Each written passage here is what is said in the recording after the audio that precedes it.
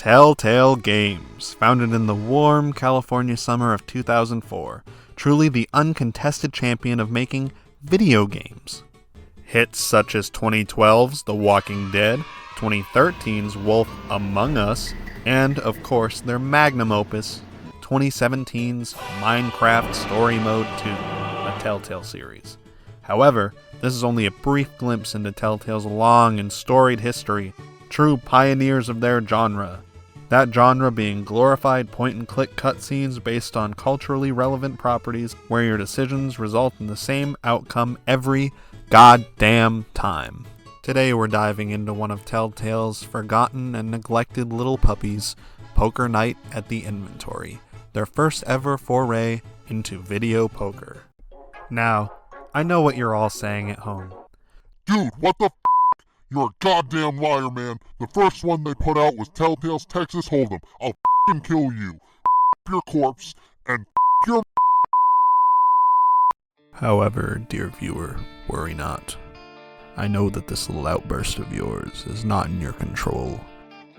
It's simply a product of your upbringing, the sad way that you try to distract yourself, to ignore the ever-looming temptation to put that tasty little 9mm against your naughty little temple.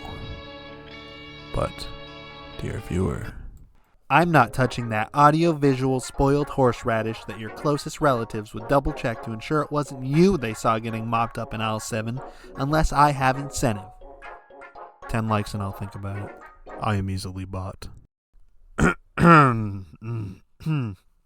Sorry. Lost the plot there for a second. Let's go back in the script. Say 37 words. No. 54. 9mm, you say? I believe that's a pistol. You know who else has a pistol? My mangy little friend Max from the Sam and Max series. The titular Lagomorph and his life partner Sam are freelance police officers who plunge their freshly polished little hindpaws into the pudgy plumber's crack of crime. Perhaps better known for their point-and-click outings courtesy of LucasArts, such as Sam and Max Hit the Road, or even their criminally short-lived animated series. If neither of those tickle your brain quite like that 9mm, maybe Telltale's own take on the duo will. Sam and Max Save the World, Beyond Space and Time, and their recently remastered Rendezvous, Devil's Playhouse. Funnily enough, that game originally came out the same year that Max threw on his favorite birthday suit and took a seat at the table to gamble his salary away with a host of colorful characters. I said colorful, didn't I? Shit. Unfortunately, if we're talking about colors, we're contractually obligated to talk about everyone's top pick for most read WrestleMan, Strong Bad. I am mandated by a court of law to tell you that he hails from the Homestar Runner series of Flash cartoons from the far-off year of 2000. I'm going to show my hand here, cards on the table, pun entirely intended. I don't have any history with this series. He did not make a good first impression in this game, that is for sure.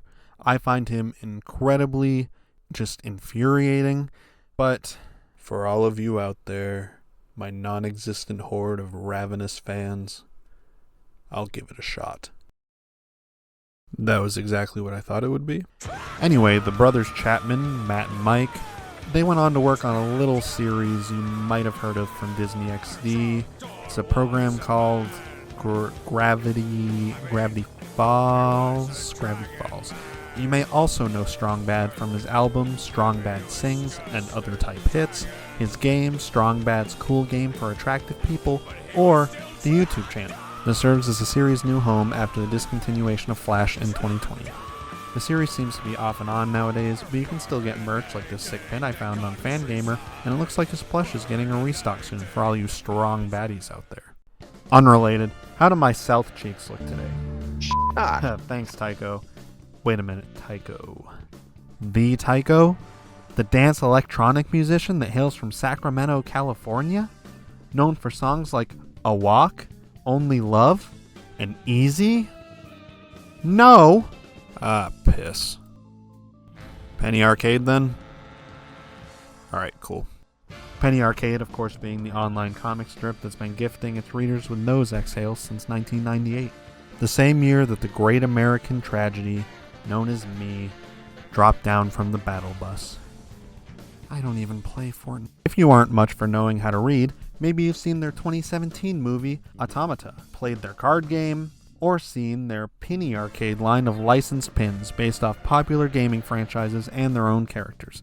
I bought a set for this video. After my order got ignored for a month and I emailed them, I did end up getting a pretty awesome set here. Very high quality. With all of these avenues available to meet the character, of course I met him in this game. Though I did decide to look up some of their comics for this video, and Jesus, look at the beauties I found.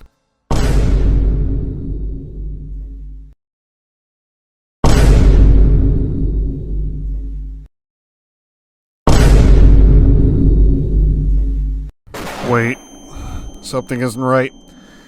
Oh, I said something wrong. I know it. Most red. There's another. Now we're talking. Easily the character I have the most history with, aside from that one. The Red Team's red-blooded Rusky heavy weapons guy. Or Misha to his friends. A lovely name that pairs nicely with the love of his life, Sasha. When this mountain of hashtag man meat isn't racing Sonic the Hedgehog, falling victim to the horrors that were the 2010 simulator trend, or being a Funko Pop, he can be found with his trusted, big air quotes here, Doctor. Together they mow down the blue team to protect their arm of Manco. I highly recommend finding the old webcomics from Team Fortress 2. They give a lot more lore and backstory than I could hope to put in this already pretty big undertaking of a video. If anyone wants to see me cover it, let me know in the comments. I'm starting a new series after this video that could easily have the slippery little comics slide right in. Anyway, the Heavy will be punching his way back into pop culture with his appearance in Funko Fusion for the Steam. Will the game already be out before this video comes out? I don't know. Disclaimer, the answer was yes, and it wasn't even close. Finally, the last character is you, the player. You're a mute that seems to always have a fat wad of 10 grand burning a hole in your pocket, and you somehow got invited to this underground poker tournament without knowing anybody there, except maybe Reginald. The others take you in, though, much kinder than a certain other table. As previously mentioned, you're also like a screaming lunatic or something. You look like spoiled horseradish. None of that's in the game. Just an observation I made. You probably stink too. With all those brief character bios out of the way, let's flip our calendars back to a simpler time. 2010. Toy Story 3 just came out. Daft Punk was still making music. And best of all, the Wii U didn't exist yet. It was a golden age if ever there was one. Mostly helped by the fact I was 12. We're not wasting our time on any of those topics today, though. Instead, we're absolutely throwing away what precious few moments we have left on this earth, talking about the silly little poker game you can't even buy anymore. Our non-fetishistic feeder of scrumptious little lore nuggets will be none other than the host of the tournaments themselves, Captain Reginald Van Winslow from Monkey Island. Specifically, Tales of Monkey Island. He's a pirate captain. Not everyone gets a bio! While playing the game, we can also hear a little bit more from Tycho, specifically that the location of the inventory was the original 1899 location of Dick and Kent's Games and Amusements Factory. They opened the secret space for all us gamers in response to the aforementioned legislation. How'd you guys hear about the inventory? Sam heard about it when we were on a case out west. And I'll loiter just about anywhere that will pour me a drink with no questions asked. My engineering friend brought me one night. The only good thing I got out of those telltales was a recommendation for a decent hangout.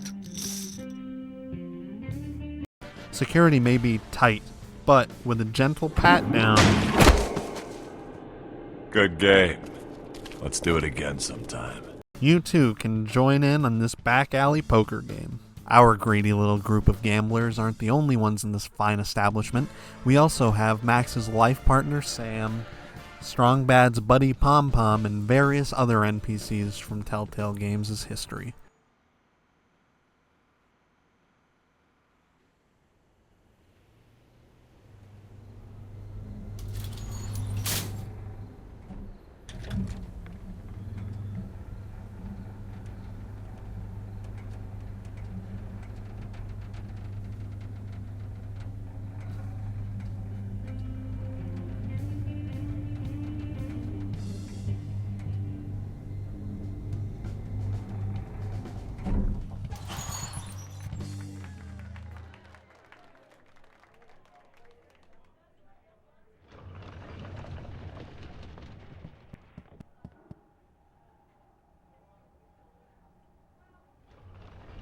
Oh, hello there. Another enthusiast, I presume.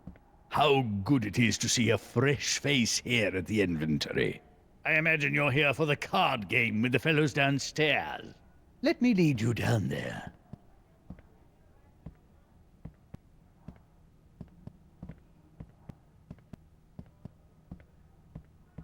A first-timer, hmm? I'm a bit more familiar with the, benefactions of the club. The club was founded in 1919 in response to an early draft of the 18th Amendment. Through back channels, it was learned that this vile piece of legislation would not only outlaw libations, but games and amusements that could also threaten the world-renowned determination and productivity of the American workforce. Ha! Can you imagine? Games outlawed! Nevertheless, this club has been here in secret ever since, just in case those in charge get another bee in their bonnet. So, welcome, and enjoy yourself. Ah, your table. Hey, gentlemen. I hope there is room at the table for a fifth. Ha! Fresh meat!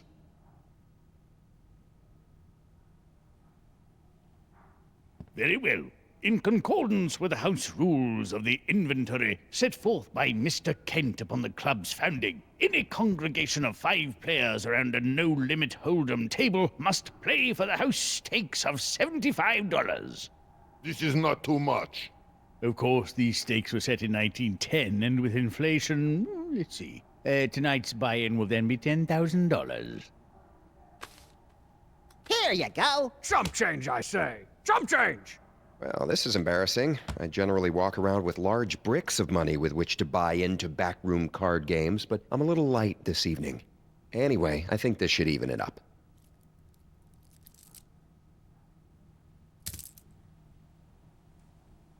The game will be No Limit Texas Hold'em. I will periodically raise the blinds. May the best player win. The gameplay in Poker Night is as simple as you can get. You start the match with $10,000, and then you can kiss that goodbye. There's an optional cheat sheet on the side, and I promise you, it will not help. All you need to play is a mouse and an optional enter button. Enter lets you skip the opening cutscene, and right-clicking can skip some of the dialogue, and the left click is how you make your real choices. Like any Telltale game, it's all about the choices. I may have socked Telltale in the nuts at the beginning of this video when I said that your choices always result in the same outcome. How naive I was all those paragraphs ago. In this game, your choices have consequences. It's all about trying to make your opponent bust. Out. Be out of money. Easier said than done. This game is brutal. You have the difficulty choices of normal or hard. All that slider really seems to do, though, is keep them from betting like they have 18 aces up their sleeves when all they actually have is 2 ruptured sauce packets from their local Burger King. You're also given options for the volume of voices, music, and sound effects, graphic quality, the amount of banter, censoring said banter so there aren't any fuck words, and lots of resolutions, as well as full screen. You can also stop mid-tournament and continue it again at your leisure. You come into my house and you ask me for the rules? Do you not know how to play poker, boss? Playing poker's easy, and I'm going to put it in layman's terms for you, alright? Generally, you're looking for pairs. Pairs of what? Doesn't matter. Anything higher than a 2, really, is somewhat usable in most circumstances. You're really looking for 3 of a kind, though. Maybe 4. And don't even get me started on a flush. That just means that you have 5 cards of the same suit. What's a suit? Open a fucking book, okay? I know you're gay, but let's talk straights, okay? Straights just means that you have a sequence of numbers. 2, 3, 4, 5. Can you count, motherfucker? I sure hope so. But do you know how to count face cards? 'Cause I do. It goes Jack, Queen, King, ace. Ace can also be at the bottom, but generally aces are high, especially in this game. How do you make these sets of 5 when you only get handed 2 cards? Oh, you stupid fuck. Obviously, you have to look at what's on the table. What's on the table? The flop. My cock? Not this time. This time it's 3 cards. 3 cards you're looking at. Alright?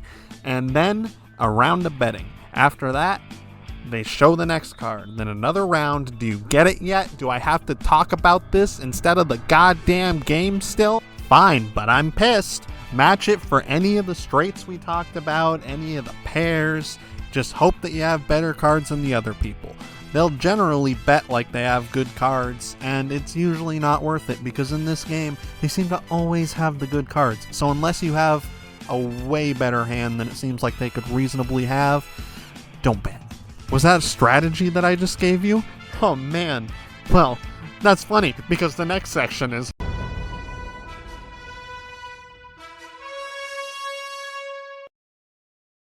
Word to the wise right off the bat here, this game cheats. Just like your mom did on your dad with me last night. You may just think I'm bad, but I've gathered lots of evidence to prove my point. Most of the boys here play nice, but there's always one, doesn't matter who because it's random, but just one of them will be a fucking doucher. And they will bet really high, they'll raise it up, and you would just better hope that you have a better hand than them after the flop, because otherwise, you better just cut your losses. Does this mean that you can't win after the flop? No, I've won lots of times after the flop. But they do it way more. They do it way more. They always have amazing hands. I have so much footage of them just getting one value above or below me, and then if they're below me, they get the next card they need to have a crazy fucking hand of like 4 of a kind. It is horse shit. Okay? Can you feel my frustration here? Max even admits that he just has psychic powers in the game. He's like, I'm not using them, but obviously they are. Because when they know you have a good hand, they'll just fold and you won't make any fucking money off of it. The only reason I haven't 100% completed this game with all the achievements is because of Max's psychic powers. Because I had it. I had the last thing I needed. I had a straight flush. It was in my hand. It was right there. But I got a little greedy and I bid it up by like $100 and he just folded. And then the game didn't count it. It didn't count. Isn't that hilarious? This game values the computer over you every single time. Their happiness is paramount. Yours is fucking Disney Plus. I don't know. It's nothing. If none of that is enough proof for you, submitted for the approval of the Midnight Society, August 21st, 2024. My horror story.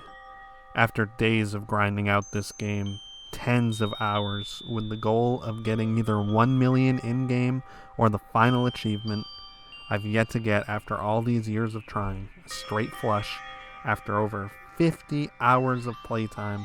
I was over halfway to 1 million, and it felt like the straight flush could come any day now. And then, it happened. The pantheon of gods that reside above the steam clouds decided to wipe the world's least valuable crypto wallet by deleting my save after a crash on startup. All the unlockables, bounty items, and my stats gone. This game is the truest test of my patience I have ever encountered. Unlockables? I hardly know her. I know things got a little heated in the last section, but let's look at the fun little unlockables you can get in this game. It has a shocking amount. Buckle up, I'm going to try to do this all in one take. There are the inventory deck and the table, along with inventory security and Telltale Games for the basics. The Sam and Max series has a deck, Max Imp, Freelance Police, and Max and Crossbones, which is the special. Homestar Runner has a deck, Trog Door, Strong Badia, and Videlectrix, the special. Penny Arcade has a deck, Fruit Friend, Twispin Crispy, and Automata, the special. Team Fortress 2 has a deck, a table of the same name, Blue Team, and Red Team, the special. Poker Night itself has its own deck, along with Poker Night Alt, and a table that was already mentioned. The final deck is a special cameo in the form of Grickle, designed after Canadian cartoonist Graham Annabelle and referencing his 2001 book, The Book of Grickle. The final table is Telltale Shield, and it sets everybody at their alternate models again, with the exception of Tycho. However, everyone is black and white. You can play with whatever combination of deck and table you want. You unlock these by winning tournaments. On top of these, you'll randomly trigger the bounty items. Bounty items? That's right, Boomstick. Item 1 is Heavy's The Iron Curtain. Item 2 is Tycho's Enthusiast Timepiece. Item 3 is Max's Crime Stomper Combo. And Item 4 is Strong Bad's Dangeresque 2. To unlock these, you have to beat the item's owner after they've bought into the tournament with the item. However, in the special bonus round of This Game Cheats, you have to be the one to specifically knock them out of the tournament, or else the item disappears until they decide to bring it back in a later tournament. It's entirely random. There is another incentive for getting these bounties though, and that's that each one of you gives you a little free item in the free-to-play game. A little one, I don't know if you've heard of it. It's called Team Fortress 2. It's where the Heavy's from. I am sorry. I do not have this money. I did, but Sasha has been very good lately, and I wanted to get her gifts. The money is gone. I have no choice. Aw, you gotta play! I have no choice but to buy in with Sasha, so I can keep honor. It's beautiful. I hope this is all right. I see no problem with it. Whoever knocks him out will receive his buy-in. The banter. Oh god, the banter. The banter between these characters is, don't get me wrong, incredibly charming. However, there is not nearly enough variation in the most repeated lines. If I have to hear Max talk about how me checking reminds him of the time he was playing checkers with Super Ball in the Oval Office with a board made of suspiciously human-looking bone one more time, the cheese that's been grasping at my cracker for years is finally gonna let go. When they're telling stories and relating to each other, it's great fun. Stories of Tycho trying to hire Heavy for a hit, the Heavy's engineer story that disturbs the rest of the table to their cores, including myself, and Strong Bad calling Max Stitch. These stories and the reactions they get still hold up brilliantly after over 10 years. If it wasn't for the handful of responses they pull out of their rears for every single move you make, along with the others, it would be a great time. There is also nothing keeping them from saying the same lines of dialogue or telling you the same stories they just told you 2 hands ago in the same fucking tournament. The repetition has its chance to drive you mad. Luckily, as mentioned earlier, there's some fixes. If you're in a gambling mood but lack money and friends, I recommend throwing this on and set it to idle chit-chat and skipping through repeated dialogue by right-clicking, or if you just want to entirely zone out, Mum's the Word. Gets you the bare minimum, lets you focus on the hands. If you want constant noise because the internet has drained away your ability to focus on one given thing at a time, play The Gift of Gab. May the gods have mercy on your soul. Here are some of my favorite interactions. Would you settle for a travel pack of tissues and a half-eaten jar of maraschino cherries? I do relish a good cherry, but I'm afraid there may be an issue of parity. I don't have any pears either. Oh, I've also got 38 to 40K in uncut diamonds, but how about my gun and badge? You know, you can't put a price on a license to maim. Very well. The player to eliminate Max from the game will receive a pistol and a freelance police badge. So, Heavy, find any rare drops lately? I do not understand. When you get a kill, sometimes you get a present, right? When I get kill, I get honor of team. Sometimes I also get nightmares. A man does not go home to his wife and children. So, no loot then? Oh, you mean hat? Yes, I love hats. Sometimes I get these. Mr. Weapons, how do you like your line of work? It is good. There are many benefits. Ooh, like a free pass to snuff out bad guys or a waffle bar in the commissary? Oh, and full dental. There aren't all that many achievements to strive for in this game, and by that I mean there's 20. We've got hits such as 4 of a kind, Down to the Green, Special Item Tycho, Special Item Max, Special Item The Heavy, 3 Wise Men, Full House, Special Item Strong Bad, Flush, Straight, Rags to Riches, Rushing, The 12 Days of Christmas, Slow Play, Win a Game, Kick or Trouble, Summer of 69, Triple Through, and the 2 that I don't have. Or didn't. I did get Win a Game on hard. Wasn't that hard. But the one I don't have is that little ghastly fucker named Straight Flush. Most of them come by playing through normally by random chance, revolve around the bounty items we mentioned earlier. When coming back to this game after only casually playing it over the years, mostly for the TF2 items, I only had a couple left. Win a Game on hard and Straight Flush. The latter has been chewing up my butthole and spitting it out for months now. The main goal with this project was to have this video up once I had this game 100% completed in the bag. Then once I started seeing it was going to possibly take longer than the average male life expectancy, I loosened it. That's where the 1 million idea came from.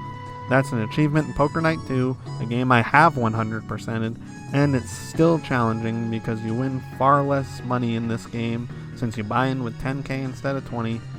After the great Steam cucking of August, I gave up. After a brief stint of being on pretend unalive watch, I've decided to make the best of a bad situation, use my chance to get the footage you've seen in this video of me unlocking the items that I'd already rightfully earned, and just, it's been a roller coaster full of 420 highs, zoophilia remarks from Tycho lows, while working on this project, and now all that's left is the conclusion. If you don't count the wacky fun bonus round, that is. In today's wacky fun bonus round, we're going to pretend like there's a chance that they make a third one of these games. And I know what you're saying. So, who would you want in a new Poker Night? Unnecessary name calling, but I'll indulge. So, here are the following rules based on these games. Typically how they've gone in the whole 2 installments we've had. We get a comic character, a cartoon character, a movie character, and a video game character. Naturally, I'm going to cheat. Firstly, we're going to start realistic. Alright, Big B, Wolf, from The Wolf Among Us, which is supposed to get a sequel whenever they finish that waste of effort Expanse game. Among Us, if they want to go a road less traveled with the Telltale character, how about Clementine from The Walking Dead? Next, we're cheating. Jotaro Kujo from JoJo's Bizarre Adventure. I'm not kidding. I will only accept it if he speaks exclusively in Japanese. If that can't happen, Alan or Charlie from Smiling Friends. Fuck it. The movie slot is hard, but I think having Ghostface from Scream would be a fun choice since his voice actor is already in the series as Reginald. Remember? The guy who didn't get a bio? You could have bits where there's 2 of them and they're cheating. It's great. It's great. It's a good idea. I'm smart. Finally is the gaming representative, which is a lot harder because we know companies like Nintendo will never play ball because they don't even know how.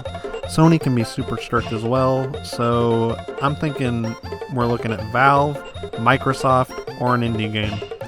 For Valve, we could have the Return of the Heavy, or maybe even the Spy or Engineer, since both of them are referenced already. For Microsoft, I think the Chief himself or the Doomslayer would be prime choices. But if we're going for my heart of hearts, my most wanted, Sans Undertale. Again, not kidding. I don't know why, but I can just see it clear as day. And I feel you fuming. Again, seriously, dude. Chill the fuck out. The steam's whistling out your ears. But, Sam and Max, where are they? Well, of course, they have to be here. They've been in every game, so who better to host the tournaments than those 2 delightfully furry freaks? If I had to lay out my ideal lineup, we're left with Clementine, I know, I switched you up there, Jotaro, Ghostface, and Sans, with hosting duties going to the lovely Sam and Max. Let me know your picks for this roster in this game that will absolutely happen in the comments below. Poker Night at the Inventory was delisted from Steam on May 23rd, 2019. This was due to the expiration of the licenses for various characters and the closure of the game studio Telltale Games the year prior on October 11th, 2018. The sequel, Poker Night 2, was delisted in September of 2018, the year prior. I assume because of the more broad licensing issues dealing with the chaotic rights to Ash Williams from the Evil Dead / Army of Darkness franchise. If you already own the game, you have the ability to re-download it at any time, at least for now. The game is no longer being sold through legitimate means, only absurdly priced Steam keys that are far from worth the investment. Scalpers are the scum of the entertainment industry, and feeding them only makes them more brazen. I am far from supporting piracy, but in cases like this, it's easy to see why it may be necessary. This piece of art from over a decade ago was brushed aside and forgotten to the sands of time. If sailing the seven seas is the only way to recapture this lost gold, then so be it. I know I've been hard on this game, but I truly love it. Am I going to go back to playing it right after this? No. I'm going to take a break. But I am going to go back. I always do. I'm going to try to upload some uncut versions of my playthroughs, just so that you guys can get a taste of what was lost half a decade ago at this point. This game truly did shape who I am today. A lot of my humor came from it. A lot of the games that I decided to try out, like Sam and Max, I would have never played those, probably, if it wasn't for this. TF2 got me in the door, but Sam and Max made me stay. And the game may be gone now, but at least each of these characters live on in the modern day. Some even thrive. Strap in for a Homestar Runner marathon. Read through some penny arcade comics, they're still coming out. Play some Sam and Max games, or load into TF2 before bots ruin it again. At least, if they do, you'll always have Funko Fusion.